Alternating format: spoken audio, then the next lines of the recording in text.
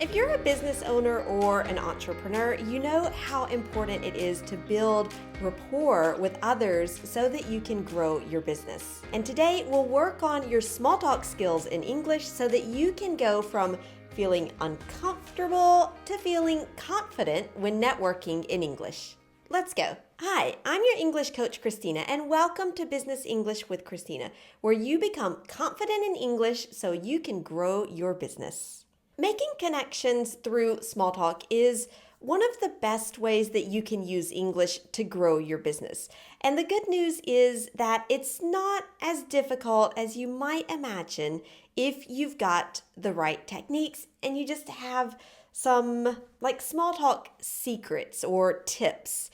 And really, I really believe that this topic is so important when you're learning English, but also when you're doing business. And that's why later on in this episode, I'm going to quiz you on it. So pay close attention to the 3 strategies in this lesson. Now, do you know what's something that makes a lot of my clients feel stressed about small talk? And I think just a lot of people in general, native speakers or not, it's that you don't know what the conversation is going to be about. You don't know where it's going unless it's you who starts the conversation with a great question. Now, a really safe, comfortable, easy topic of small talk, it's movies, books, podcasts, things like that. So when you want to try to make some small talk in English, just try one of these questions. Have you seen any great movies lately? Do you ever watch TV series? And do you have a favorite? Do you ever listen to podcasts while traveling?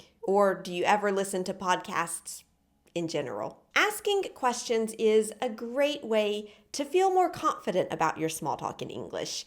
Why? Because, when you ask the questions, first of all, you know what the conversation is going to be about because you introduced that topic of conversation. So that means that you can prepare a little bit, which helps you to feel more confident just to get that conversation started, which is often the hardest part. And then also, questions show that you're showing interest in your conversation partner, which of course is very important in good small talk.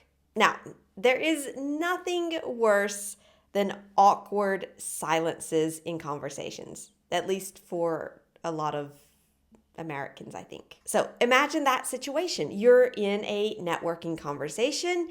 Your business contact, answers the question that you asked, and then both of you are just kind of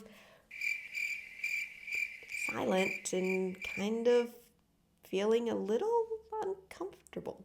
So here's how you can ask follow-up questions to keep that conversation going.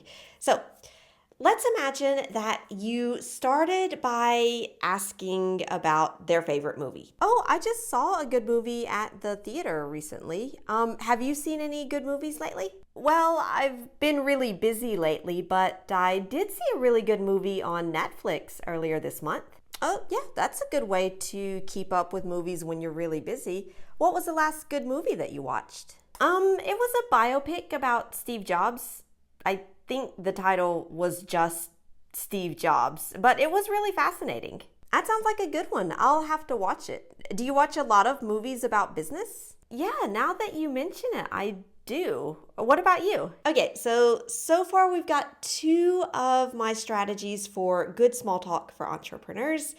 And keep those in mind because the 3rd one is coming up. And remember, you've got a quiz on this at the end of this episode. All right, so here's strategy number 3. It's simply to find common ground. Common ground is basically just those things, those points that you have in common with someone else. So let's imagine a scenario where you ask your business contact a question like, have you seen any great TV series lately? And she says, actually, I don't have a TV. I don't ever watch TV. Ooh, okay. So this could potentially be a moment of awkward silence because you had prepared to ask, do you like watching TV series? They would tell you the TV series.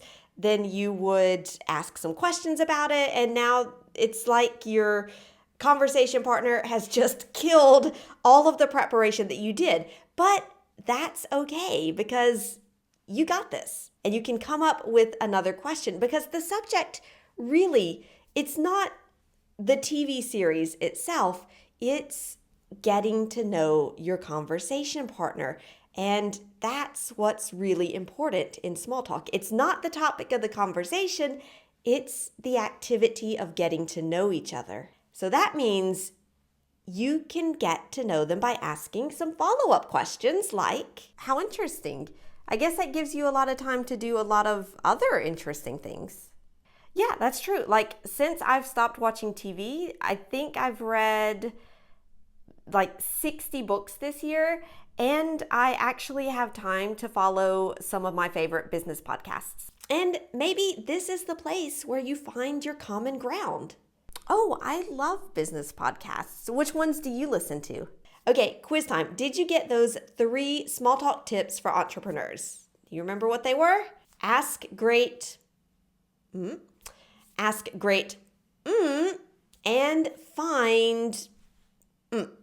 Now, I want you to be active in your English as you're growing your business and increasing your confidence in English. So to get the answers to that quiz, I'm going to ask you to go over to my blog and you'll find the answers down in the comment section of the blog or at the bottom of the blog post, somewhere down at the bottom of the screen, basically. But I promise they're there. Now, remember, watching this video is a great first step, but to see real change, you need to make it a habit to practice your English regularly. So here's how you can use what you learned today.